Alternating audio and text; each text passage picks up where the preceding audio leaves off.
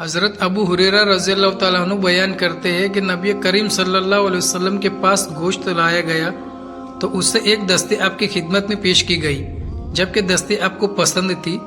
آپ صلی اللہ علیہ وسلم نے اپنے دانتوں سے ایک بار اسے نوچا، پھر فرمایا، روز قیامت میں تمام لوگوں کا سردار ہوں گا۔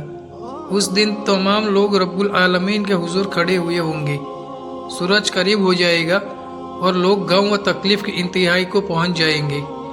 تمام لوگ کہیں گے کہ کیا تمہیں ایسا کوئی شخص نظر نہیں آتا جو تمہارے رب کے وہاں تمہاری سفارش کرے؟ چنانچہ وہ آدم علیہ السلام کے پاس آئیں گے اور پھر آگے حدیث شفاعت بیان کی اور فرمایا، میں جاؤں گا اور عرش کے نیچے پہنچوں گا تو اپنے رب کے حضور سجدہ زیر ہو جاؤں گا۔ اللہ اپنے حمد ثنا سے ایسے کلمات مجھے سکھائے گا جو اس نے مجھ سے پہلے کسی کو نہیں سکھائے ہوئے ہوں گے۔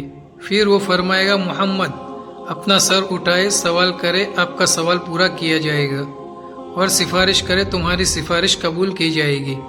میں اپنا سر اٹھاؤں گا اور کہوں گا، اے میرے رب، میری امت کہا جائے گی۔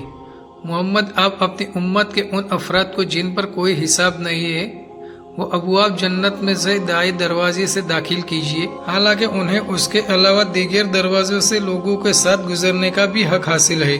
پھر فرمایا، اس ذات کی قسم جس کے ہاتھ میں میری جان ہے، جنت کے دروازے کی دہلیز کے درمیان اتنا فاصلہ ہے جتنا مکہ اور ہجر کے درمیان ہے۔ اللہ ہم سب کی حفاظت فرمائے، آمین۔